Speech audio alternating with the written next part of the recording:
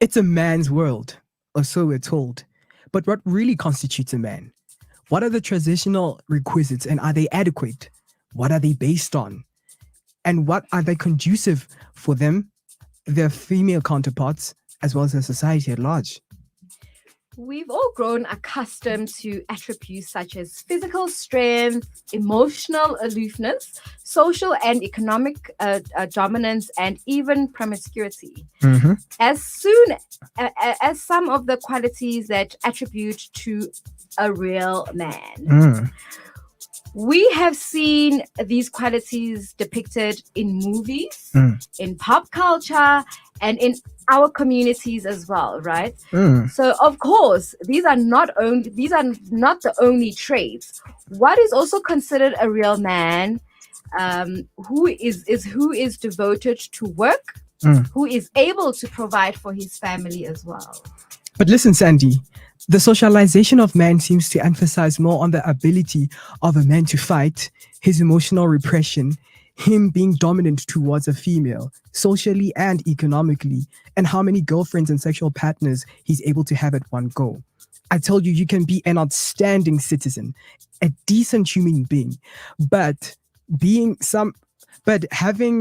not being able to control your woman or having multiple sex partners proves that you're not man enough for some reason. As a result, men go through extreme measures to prove themselves, to prove their worth, to assert their masculinity in order to be accepted in a group of friends, prestigious social settings, and in society as a whole. And this usually is at the expense of women through misogyny. So I just want to know from you, Sandy, what is a man? I mean, that's a very broad question, right? Mm-hmm. But I think for me, a man is somebody that is able to empower a woman. A man is a person that is able to look after his woman, and not look after because he feels that he has to do it, but because it's something that he wants to do as well, right? Mm-hmm. A man is a protector, right? A man is a leader, but not a forced leadership, in my view. I mean, if you're a man, a woman must want to be led by you because of your actions and how you carry yourself and how you just, your values and principle and how you really view the world will basically make that woman say, this is a man and it is a man's world, you know, simply because of those values and how you carry yourself and how you just respect people around you and how you respect yourself as well. So having multiple sexual partners, I don't know if that makes you a man. You know, I'm not sure if that even says that you're man enough. But you know, I think it's a thing. It's been happening for years. It's been happening. But that's the current socialization of males in our society. I mean, we've mentioned that you may have very good qualities as a human being, right? But as soon as you're not physical enough or you do not show physical strength, as soon as you show emotions, you're weak. As soon as you're not promiscuous, as soon as you're flamboyant, you're not man enough. As soon as you are not self-sufficient and self-reliant, you're not man enough. Why do we have such a hardcore exterior of what a man should be? And I think for me, like I've explained what a man is for me, yes, maybe the physical part I think plays like literally like 5% of the overall what a man is or what a man should be. I think for me it's basically what you bring on the table. Yes, if you are physically strong, good for you. You know, there is a time and place where you do need to be physically strong, but that's not necessarily the thing. Yes, maybe back in the days, if you were physically strong, you could do certain things better than a woman, you know. But now we are living in an age where you don't necessarily have to be physically strong to be a man. I feel that the evolution of resocializing men in society has not evolved with humankind, because in the olden days it made sense because men are just physically stronger, you know, naturally, biologically. So it would have made sense if a man is physically strong. That means that he would be able to fend for his family. He would be able to hunt for his family. He'll be able to protect his family. But fast forward to now in our common era, That's not necessary. And I mean, a woman, yes, it's all good to protect your women. I mean, that's what a man should do. But I mean, you don't even really need a man to protect you, right? I mean, you can call a security company to do that for you to start off with. But I mean, yes, being physical is just a minor. It's not like the biggest thing, right? Because I wake up as a woman, for example, I'd wake up and go to work. You wake up as my male partner or as a man. We're both going to work, right? So what happens now when we come back home? Is it because the woman is still expected to cook? The woman is still expected to clean, you know? And I do believe that some families or some homes have actually evolved where a man actually take part in the home activities and the responsibilities. But what happens in those families where it still has not evolved? Like you said, you're not man enough. Does that mean, like, when you wash the dishes or you cook dinner for your family, does that mean you are not man enough? I mean, if another man had to walk into your house while you're wearing an apron and cooking and cleaning, will that your friend or that male person think that you're not man enough? It's quite odd, the emphasis on these aspects of masculinity. It's quite interesting how people emphasize on them, right? And not look at the entire spectrum. And what that does is it creates a problem of fragile masculinity, because now men have a constant need to prove themselves, you know, to assert that they are male, you know, and therefore, like I said in the beginning, now they go through extreme measures. As soon as a male's masculinity is challenged, especially by a woman, the only way a man feels that he is able to assert, you know, that he is male is by being physically abusive to a woman, right? You know, I mean, you and I could be a couple, right, in a household, right, and you would earn more than me. Already that challenges my masculinity, because we are socialized that I should be economically dominant. Do you understand? And then the woman should be the one that should be bound. And so, but I think as well, so that's where the gender-based violence comes in, right? because now I want to assert, I'm still a man, Sandy. So what do? I'm physically stronger than you naturally, so I start violating you sexually. That's being very insecure as well with who you are and where you come from. But I think it's something that you need to learn, right? As we as society, we need to teach ourselves these things as well. It does not mean if you are physically strong, then your partner, you now need to overpower them by being physically abusive. You know what I'm saying? To assert your masculinity. Assert yourself. I mean, there are other ways, you know, like I said, how you carry yourself, how you talk, how you do certain things. I mean, yes, you are physically stronger than me. You can beat me up today, but tomorrow I still earn more than you at the end of the day. That's just how it is. Here's an interesting thing, right? In terms of GBV and stuff like that, and how males are re-socialized, right? So you are told that you are not man enough if you don't have a lot of girlfriends, or if we spot a girl, right?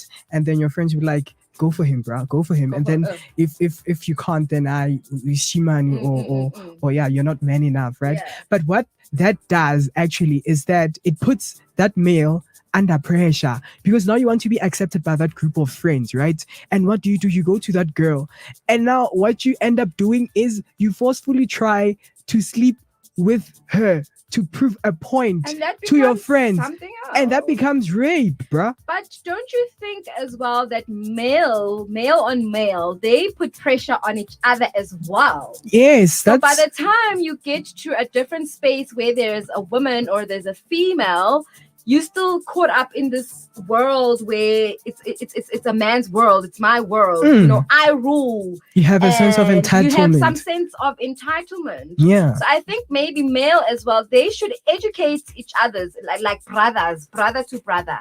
We should re-socialize ourselves. So I think the solution here is to re-socialize ourselves so that we can be a better society. And then that would stop the scourge of the likes of GBV. Definitely.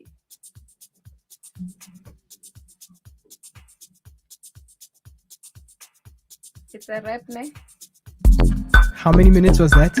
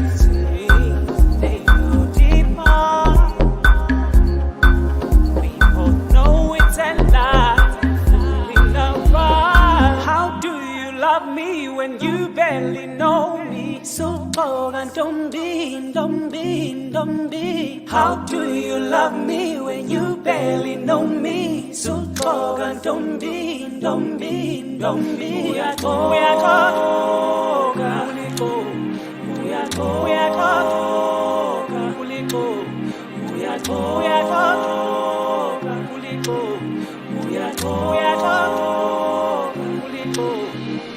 How do you love me when you barely know me? So talk and don't be. We are toga, we are toga.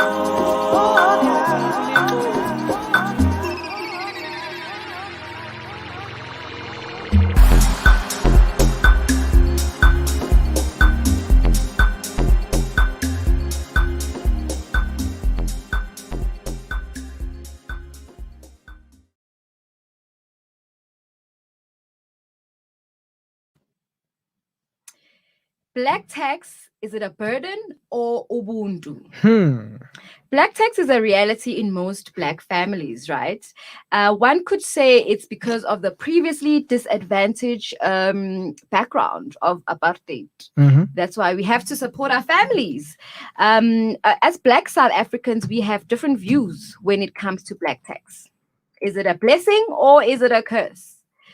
This is an issue that seems to be a very sensitive issue amongst the Black community. One could debate if it affects a certain group of people or it affects just one specific group of people. Whether you have, from my opinion, whether you have a top managerial position or you work at Shoprite Checkers, you still are influenced by a Black tax. So it's not driven by your role and where you work and where you come from. Black Your tax financial and your standing. financial status. So, firstly, because I said, what is black tax a burden or Ubuntu? Mm-hmm. For those people that don't know what Ubuntu is, would you like to tell us what Ubuntu is? Basically, it's a very popular South African proverb. A human is a human because of other human beings, you know? Hallelujah. So you are because of other people. So it is a moral obligation for you to help other people in order for you to elevate as a collective of people. So what's your view? I mean, before I actually ask you this question, my view on black tax is that there's nothing wrong with helping your family. You know, I think the problem starts when it starts being an abusive thing where your family actually starts putting this burden on you. But over and above, black tax, there's nothing wrong with black tax. I don't even know if we should be using the term black tax to start off with. You know? I have a question, based on that. I don't even know if we should be calling it black tax. Cool. What do you think? Look, I'll answer it this way, right? I consider myself very fortunate because my family, as soon as I graduated, they emphasize the fact that, you know what, as soon as you start working and now that you're done, you're not obligated to come here and extend and buy groceries and do whatever that you think, you know, you need to do, right? Everything that you do from here on should be from the goodness of your own heart. Ours, as your parents, since we brought you in this world, was to support you and to help you become an independent person, a valuable contribution into society. Exactly. And once we have done that, once you have graduated, once we have paid for all of that, we have played our part.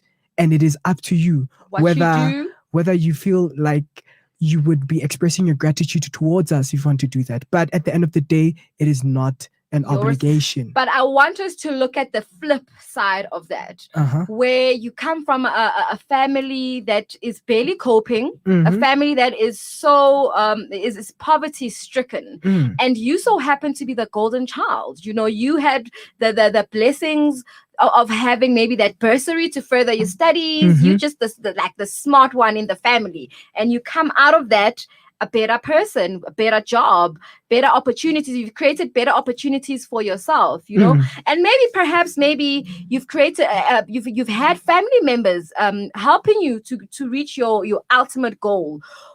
I'm sure that your family will expect, and that's my issue.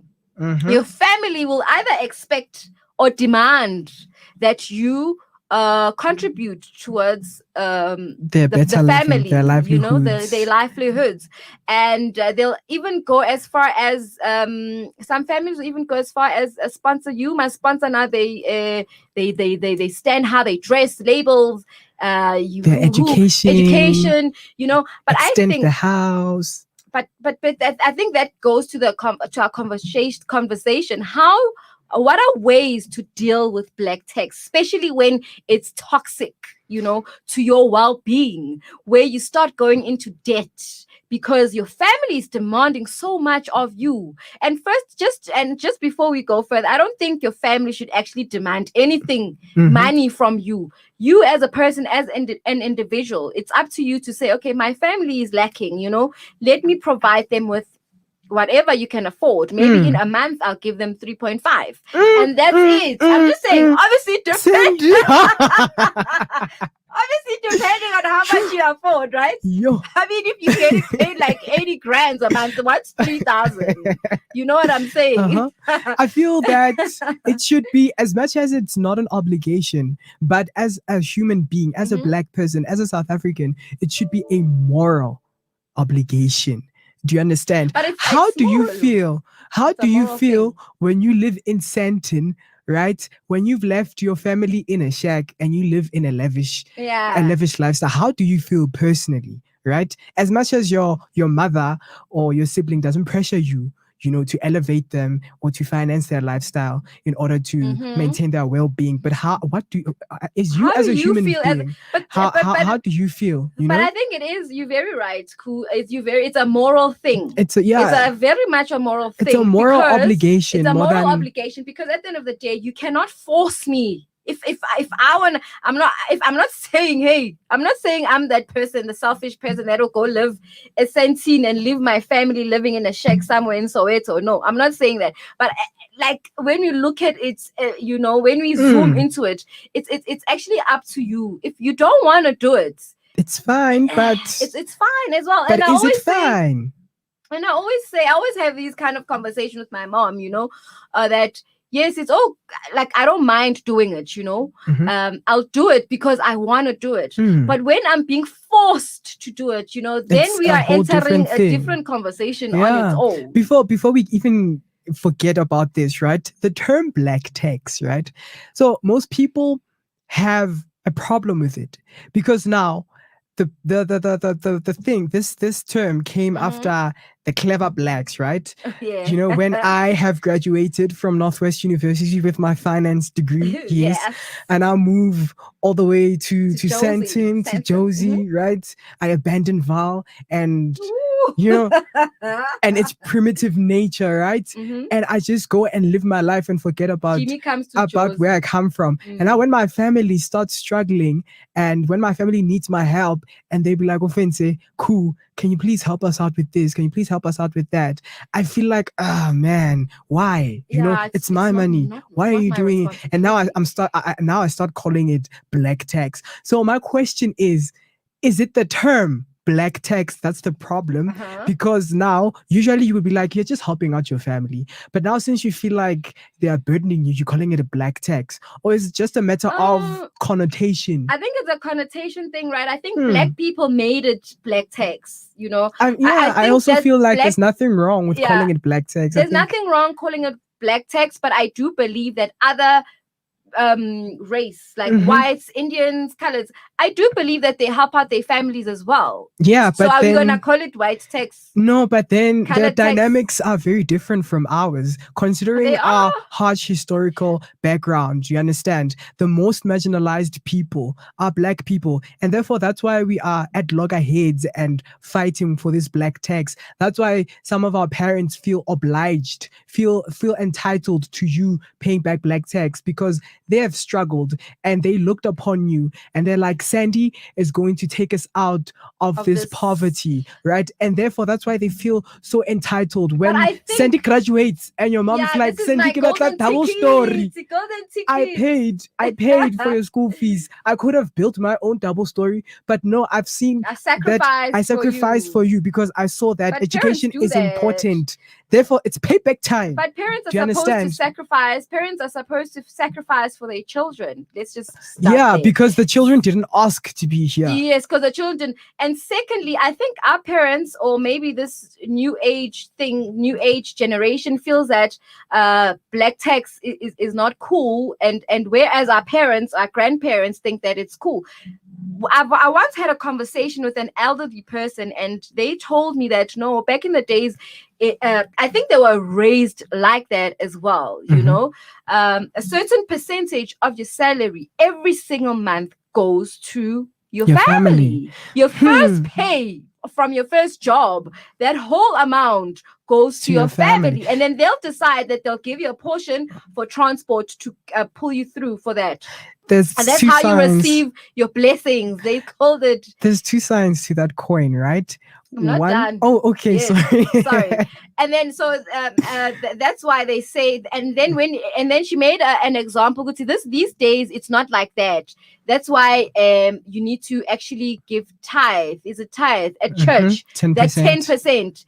Yeah, so they're 10% before it went to the churches and whatnot. It used to go to the parents, and that's how she explained. That's why we were blessed, and that's why we got where we are, and wada. That's how they explained it to me. So I don't know. That's actually quite interesting.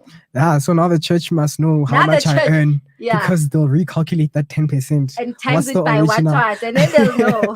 But like I said, there are two sides to that, right? One is a very beautiful side in a sense that it instills a level of accountability, that social and that moral obligation. It instills it in you as a person, that ubuntu, right?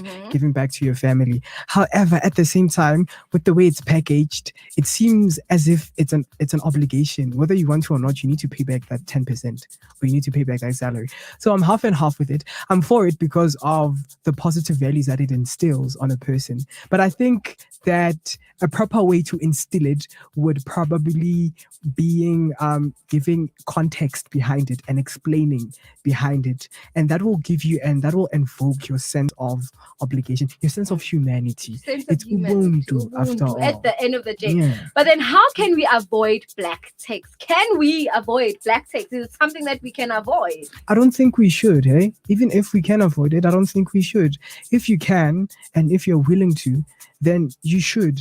If you're unable to, then you should explain to your family, look, this is how much I have. These are my expenses. I am able to pay this amount, or I'm unable to pay at all. I'm unable to help out at this juncture.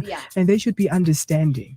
And I think as well, you must set deadlines. You mustn't spoon feed. You must give what you can. Don't spoon feed your family. And I think another way we can try to avoid. I like that. Yeah, and I think another way we can try to avoid black tax. I think you can't really avoid it.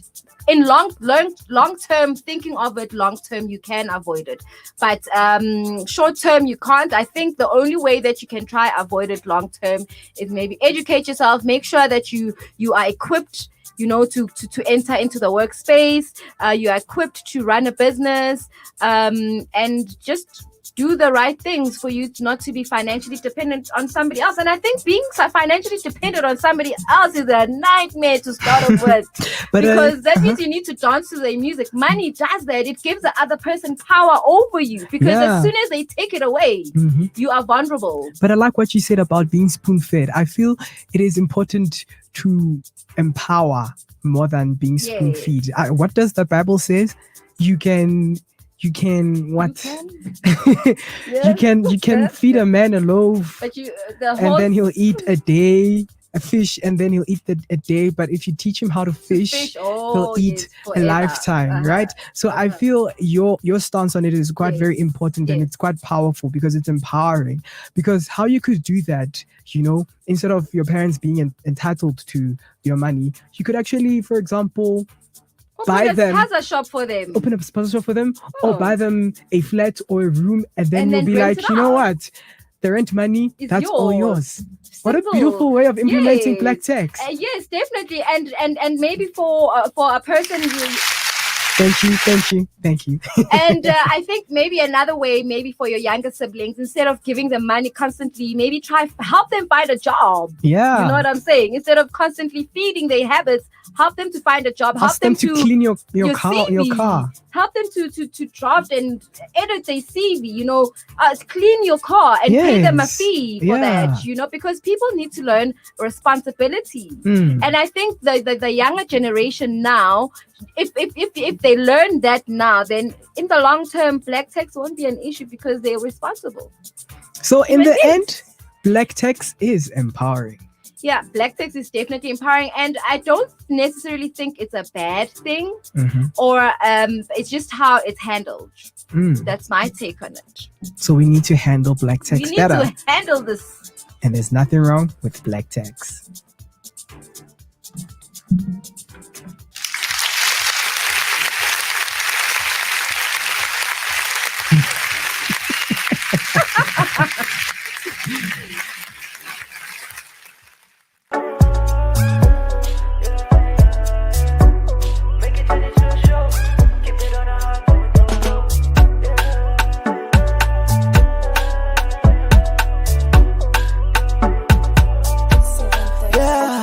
I go give you the best, no wahala. Show you my money, I know you want it. I love me your body, yeah. I love it when you go down low. I told you my baby, yeah. I can never let go. No wahala. I'ma give you my best. No go treat you like rest, no wahala. Oh wahala. I'ma give you my best. No go treat you like rest, no wahala. I'ma give you my best. I need you in my bed. Oh she be crying in my bed.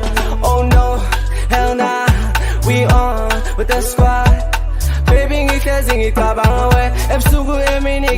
away. Girl, I love you and I need you, but there's a bakuluma but no my issues. Understanding, telling I'm a gang and see the Mali. When you call me, I will give you 'cause you love me. No wahala, gotta give you all that you want, my love. Yeah, I go give you the best, no wahala. Show you my money, I know you want it. I love me your body, yeah. I love it when you go down low. I told you my baby, yeah. I can never let go. No wahala. I'ma give you my best. No go treat you like rest, no wahala. Oh wahala. I'ma give you my best. No go treat you like rest, no wahala. No wahala, my baby, yeah. Keep it steady, my love, yo. Oh.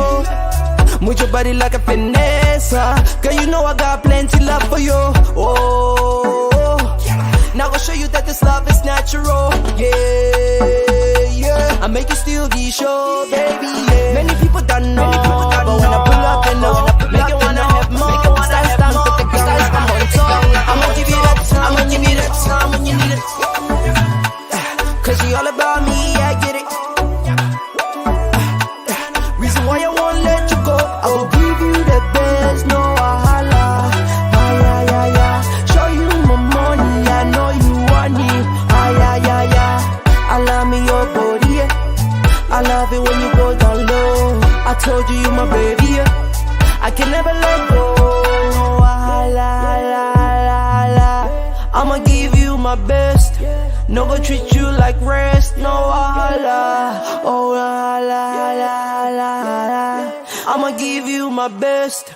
No go treat you like rest, no wahala.